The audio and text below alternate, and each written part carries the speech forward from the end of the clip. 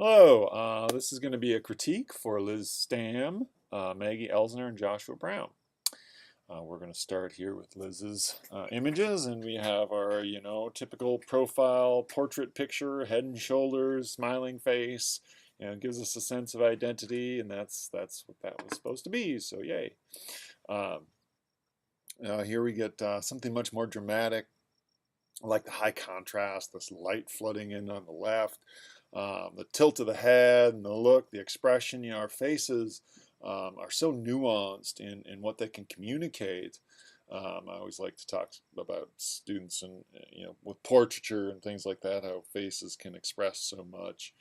Um, and science says that humans are like the only species that will let another human watch their young, because we have this ability to um, recognize if people are trustworthy or not simply by looking at their face.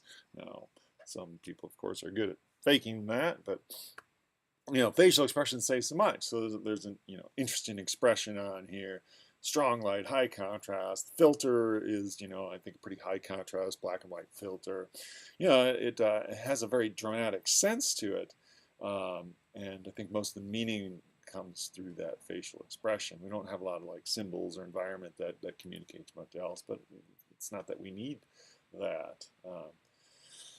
And then in this image, I really kind of like the weightlessness that's communicated. That's kind of like what the play sets and swings and things like that, or that sensation is that weightlessness that we get, and that joy we can get, that exhilaration we can feel from that, and we kind of feel that a little bit in this photograph. I love that all this space around you, and you're like compositionally hanging from the top. Your feet and your hands are up above, and we get this sense of weightlessness.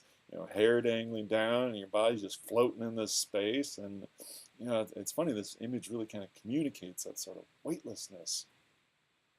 Um, I think the black and white works. I'd almost want like the hair seems so flat. I'd like a little more texture out of that, and makes me want to go to Photoshop and find some more texture in that hair. Hair can be a tremendously difficult thing to photograph, certainly in terms of portraiture.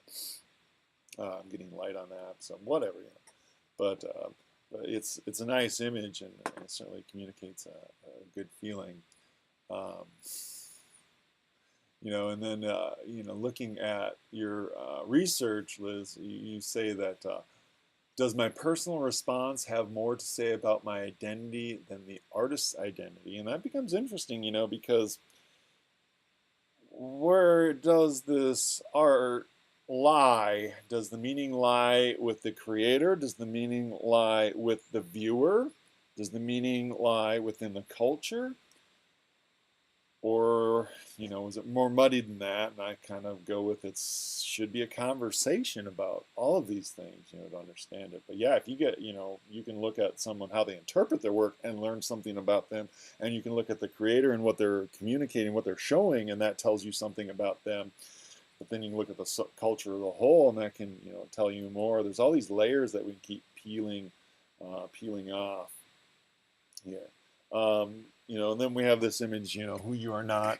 And I think you referenced this one in your research. You say, for that image, I chose to make a spontaneous selfie when I was feeling impatient while stopped at a red light and listening to my youngest daughter read aloud.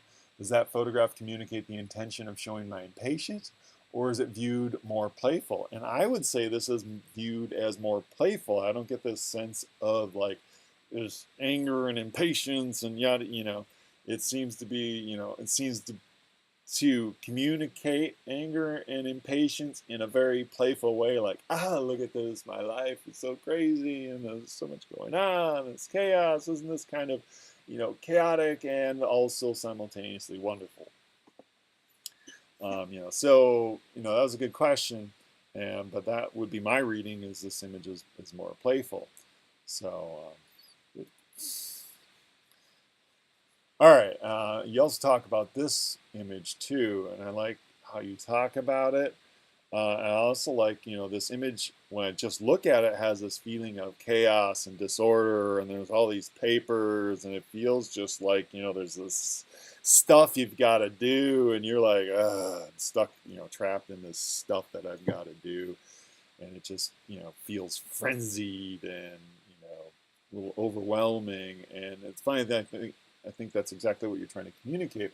I like how you say in your words and your research, for the culture photo, I choose the subcategory of education and tried to compose an image that communicates that I am not data. As an art educator, I can be frustrated with all the data required when the skills I teach cannot always be calculated to reflect data. All the paperwork can drown me, and I think that's such a common experience, certainly for us and the artists, and probably generally in the humanities. Our work does not fit this sort of quantitative analysis that is required often of educators. And why do we end up in this quantitative state when, you know, that's not what we do is about really at all, is quantification. It is the opposite of that. It's more that qualitative approach. But we don't see that qualitative approach very often. I got to be careful in saying that. There is some qualitative approach in education, but we always try and distill things down into numbers. But art is very much qualitative. It's about recognizing,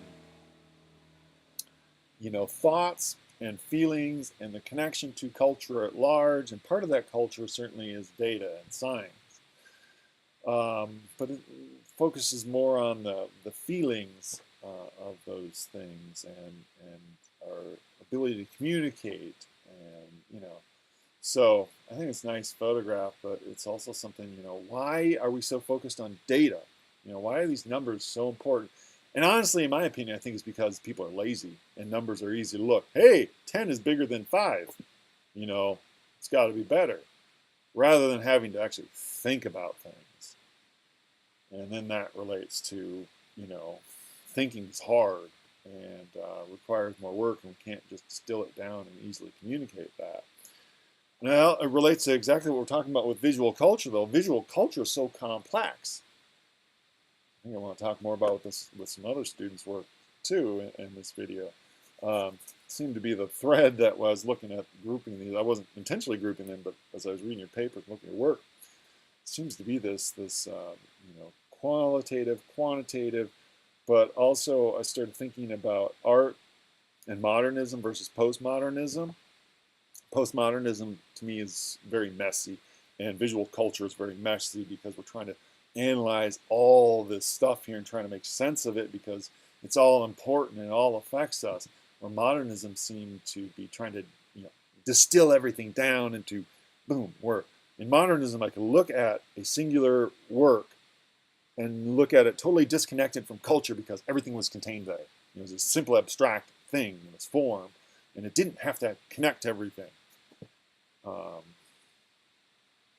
But visual culture rejects that. That's part of my interpretation. Anyways, so good job with photographs. We're going to move on here and look at Maggie Elsner's, and I think we'll probably pick up with some of these thoughts, these threaded thoughts through the other two portfolios. All right, so here's Maggie's profile picture, portrait, head and shoulders, but you're doing something a little bit different with this one because your facial expression is communicating one of like surprise and shock or something like that. So just that subtle nuance, like compositionally, it's just like so many other ones. And what I'm asking for, and this doesn't not give me what I asked for, but you add that facial expression, which is not typical in there, and that becomes interesting and adds a very different dynamic to what people are seeing and thinking when they look at the image. Let us move on. Let's see, I like this one. I like the grayscale and the high contrast lighting and the high contrast and the mood of the light. The composition isn't much different than the previous one, but we have this light and this higher contrast, and we have the black and white, and then your facial expression is very challenging. And tension and questioning of me, the viewer. The idea of the gaze is very big. There's like something called the postmodern design principles that Olivia Good sort of came up with, and one of those principles is the idea of the gaze, when we become aware of looking. And you're looking at me, the viewer, and I become very aware of that, and you're questioning me. So I think it's a great image that relates to that concept of the gaze. But yeah, no, it's a nice photograph. It's very, I love how you're challenging me. You're challenging the viewer, like, why the hell are you looking at me? It's funny to make a work of art that's intended to be viewed, and then that's the meaning, and that's the feeling I get. So I like that. I like that playfulness. All right, with this one, it's very visually active. We have a very different composition than the other ones. The interesting thing too with Instagram is everything becomes a square. So, and composing in a square is so different than a rectangle. It doesn't seem like it would be that different, but it is. When I first got I bought a medium format camera, which had a square format camera. It's like a little adjustment in composing photographically in that square. So I find Instagram fascinating in that regard, that it chooses this square as the format and forces all images into these squares. And our cameras, most of them are from phones that are posted up on Instagram, and they don't take images in squares. So you're always cropping. Things are always cropped. Things are lost, and I find that fascinating. And you lose that little bit of control in Instagram with that. And then this image is composed all of squares, all these little squares that make it up, and it creates a grid. And then the human element, your face up here in this top middle grid, and again, you're looking right at me in this idea of the gaze. In your research, you said, let's see, our consumption of visual culture via photography sharing platforms and other social media seem like they should connect us, and I think they do, but photography and social media also have the power to misrepresent us both by our own editing as well as how they are perceived. So again, we're dealing with this dialogue between the viewer and the creator, and that's a little bit what Liz was talking about. I started talking about, and Liz, this dialogue. To me, art is a dialogue. I tell my students that all the time. Art is a dialogue. Art to me is not, you dictating what things mean. And I would call that propaganda. That's that line, to me, that line between propaganda and art. Propaganda tells you what to think. To me, art is a dialogue, and it accepts the viewer in as part of that dialogue, and they can bring something to the table, and you bring something to the table, and culture brings another thing to the table. And we try to understand this complex relationship between things. This image certainly has that complexity, and it makes me curious, and I really like it, and I want to look at it more. But, I got to move on.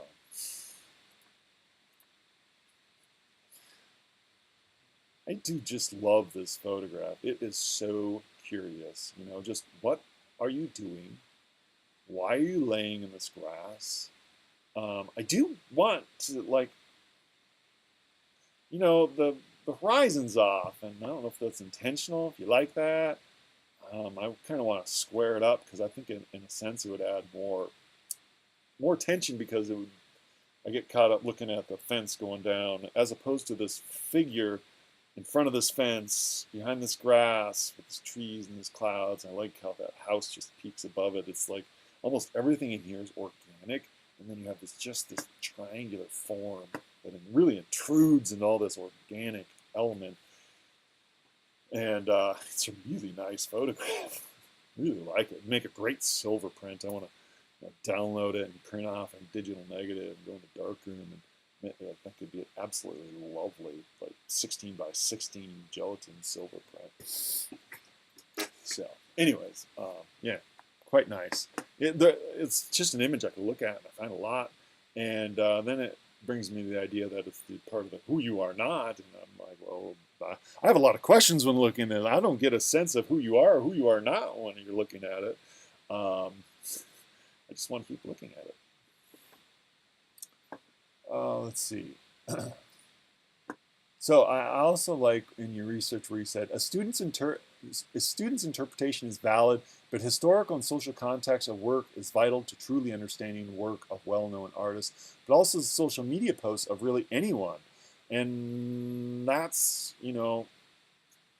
something I also tell my students, that their interpretation, whatever their interpretation is, valid, but always be willing to reconsider when new information is presented to you, new understandings come to you, new ideas come to you. Always be willing to reconsider your interpretation and your judgment of that work. So we'll move on here. Reading your statement, I like how you talk a lot about your process and thinking about the image. And as a photographer myself, I think I have some of these same concerns and considerations when I create a body of work. Do they all need to look the same, or can they be different? And I'm struggling with that right now in some work that I'm trying to create. How alike does each piece need, or can it just be this idea that threads it and connects it? And so you said something else here that connects to another idea. When creating my own photographs for this class or other projects that I know I will be sharing, I come back to the themes I mentioned in the beginning: editing, projection of understanding, representation, and lack of clarity. I really like the term lack of clarity, because we're not dictating things. To me, art does not dictate things. Art is a conversation. And Sally Mann has a great quote where she says, without ambiguity, why bother? Why bother creating something if it's this known thing? I tell my students that all the time. Hey, answers to questions are great, but if they don't lead to more questions, what's the point? You should be constantly asking more questions. And there's another challenging photograph that you create. Really lovely. I love here we have all these spheres and circles, and your distorted image, through this sphere, and I see circles and circles and circles and more circles, and just all these kind of curvilinear, more organic shapes. This repetition and distortion, and the one thing I'm not getting a sense of what the subculture is that it's looking at you. Yeah, so looking at you. I don't get that sense. I was just reading your statement there. There's another thing I've highlighted, and it says, but then I question why I don't want to push myself further and experiment more. You got to stop somewhere, right? That's the hard thing as an artist, at least for me, is I got to stop somewhere. I have to actually say, hey, this body of work is done, because I can keep pushing. I'm having that problem right now in a body of work. I keep trying different processes and different images. And I'm like, I just need to move on from it. I just need to commit to one of these and move on from it. But anyways, no, this is another really nice photograph. Well done, Maggie. So I think we need to move on and look at the next person's work, and that will be Josh. Josh gives us, again, that much more typical head, shoulders, smiling photograph, profile photograph. Here's our first one, and that works and is dandy. Here we have, again, a sort of head and shoulders, but again, we have a very different facial expression, and just this little bit of environmental information, I think, changes it, because this doesn't look as posed, simply because you're out in a parking lot or something like that, and then you have this look of sort of confusion on your face, and then the high contrast, and the eyes are hidden in the darkness, and, it's, again, a pretty nice, it's a nice photograph, and it asks things of me. It's questioning, again, kind of this gaze, looking right at the viewer. And you say, by comparing images from diverse times and places, researchers may discover common truths as well as the inherent biases of their own viewpoints. This idea of dialogue, I don't intentionally juxtapose these students' work, but I just like going down the list here and finding the next three and putting them together. This thread's really running through this video. it's about dialogue. It's about not just this image as a singular thing, but this image as part of culture and how we interpret that. This is an interesting transition here. You know, this just looks like a selfie, like, hey, I'm on a boat ride, you know, kind of thing. This environment, and these people, and nice sunny day, and on a lake. Oh, sounds very nice. You know, the previous image, this one feels much more like art. And this one to me feels like that. Selfie, hey, look at me, I'm doing this. Um, is that a mace? That's a curious image. You know, I like how your head is totally obscured. It becomes a sort of metal ball thing. It's kind of creepy and interesting all at the same time. Um, so, you know, this image brings me a lot of questions. You know, I'm not sure exactly what I'm looking at. You know, I got this room, I got this thing hanging down from the ceiling, and I got this person's head obscured by that thing hanging down from the ceiling. Um, you know, in your research, you say by manipulating the expressions, the clothes, and makeup we picked, and the setting in which our portraits were captured, can be thought of as a web of signifiers with which we confer our identities to our viewers. And in this image, you are obscuring your identity very much intentfully. And you know what is that communicating? What is that saying? You know, as you say, it's kind of complicated. All right, you had a lot of good points here. I really liked reading your paper. You know, you write well, and it's very sort of dense in the verbiage that you use, but appreciate it. I like this image. There's like this image. You know, again, there's a lot of complexity here with the facial expression and the expression of your hand on the face, and then the off-kilter image, and I think that's Jocelyn behind you, and you know, the British art and the columns and this formal museum-looking place and your hair. You know, all this stuff is really it seems intently selfie-ish, but there's also like a lot of complex meaning in there. But what I liked was in your last paragraph, you say international social media culture as it exists today relies on the same tools of meaning making as in Weems' works, plus all the props employed in Sherman's practice, with none of the performative contexts. Social media is a great deal more like the news media. In both cases, images are presented as proxies for reality, alienated from motive and rhetoric. You know, I don't know. I mean, are they alienated from motive and rhetoric? Um, Images are, you know, rhetoric, I think, is such an interesting word, and rhetoric is such an important thing. And I think these images, I think art is rhetorical. There's no absolutism in its meaning, and that's why we have to go through this complex process of figuring out what things mean, because it's not 1 + 1 = 2.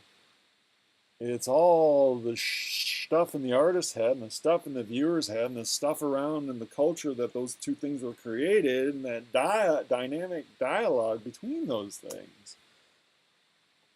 I like your last sentence. Rhetoric laid out through images on social media platforms are zero determinate and expelled with the force of t-shirt cannon. Are you trying to say that they're meaningless and they're pervasive? And that's interesting because maybe they are, you know, maybe they are meaningless because they're all just very often socially or self-consciously constructed identities spewed out there to try and make ourselves look a certain way. I don't know if that's meaningless, and maybe it is meaningless. You know, good thought fodder. All right, anyways, I would say good job, Josh, on that. So, but we'll leave that at that, and I'm going to move along.